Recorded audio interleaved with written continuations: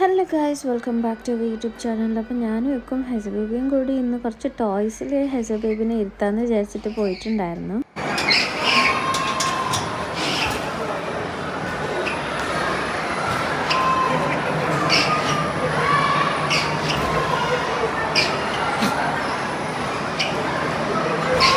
ഇക്കു എന്തിനാ ഇത്രയും പൊട്ടിച്ചിരിക്കുന്നത് നിങ്ങൾക്ക് മനസ്സിലായോ? ആക്ച്വലി ഞാൻ ഇക്കുവിനെ പറ്റിച്ചു. ഞാൻ പറഞ്ഞു വളരെ സിമ്പിളായിട്ടുള്ളൊരു റൈഡാണ്, ഒന്ന് കയറിപ്പോയി ഒക്കെ പറഞ്ഞു ഹെസ ബേബീനെയും കൊണ്ട്. ബട്ട് ഇക്കു അതിനകത്ത് കയറി ഇരുന്നപ്പോഴാണ് ആ ഒരു ഡിഫിക്കൽട്ടി മനസ്സിലായത്. ഈ സാധനം ഇങ്ങനെ ഇളകുന്നത് കൊണ്ട് തന്നെ ഇക്കു അവിടെ നിന്ന് ഇങ്ങനെ നിരങ്ങി പോകുന്നുണ്ടായിരുന്നു. കാരണം കുഞ്ഞുമാവ കയ്യിലിരിക്കുന്നത് കൊണ്ട് തന്നെ ബെൽറ്റ് ഇട്ടിരിക്കാൻ വേണ്ടി പറ്റില്ല.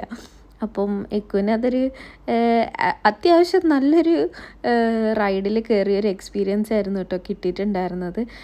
കുറച്ച് എടുത്തു പറഞ്ഞ ഒരു എക്സ്പീരിയൻസ് ആയിരുന്നു. ഇനി നമുക്ക് ഇക്കുവിനോട് തന്നെ ചോദിച്ചു നോക്കാം എങ്ങനെ ഉണ്ടായിരുന്നു ആ ഒരു എക്സ്പീരിയൻസ് ഈ ഒരു സാധനത്തിൽ കയറിയിട്ടില്ല.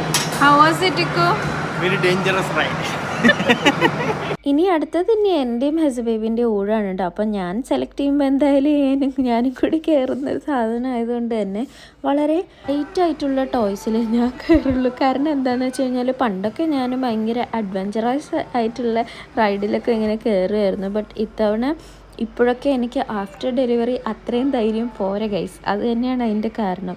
എന്നെപ്പോലെ ഡെലിവറിക്ക് ശേഷം ധൈര്യം കുറഞ്ഞ ആൾക്കാരുണ്ടെങ്കിൽ എന്തായാലും ഈ വീഡിയോയുടെ താഴെ കമൻറ്റ് ചെയ്യണം കേട്ടോ. എനിക്കൊന്ന് അറിയാൻ വേണ്ടിയിട്ടാണ് ഇതൊരു നോർമലായിട്ടുള്ളൊരു ബിഹേവിയർ തന്നെയാണ്, അത് എനിക്ക് മാത്രം എന്തോ ഒരു സ്പെഷ്യലായിട്ടൊന്നും സംഭവിച്ചു പോയതുകൊണ്ട് തോന്നുന്നതാണോ എന്നുള്ളത് എനിക്കറിയാൻ വേണ്ടിയിട്ടാണ്. അപ്പോൾ എന്തായാലും വീഡിയോ താഴെ കമൻറ്റ് ചെയ്യണം.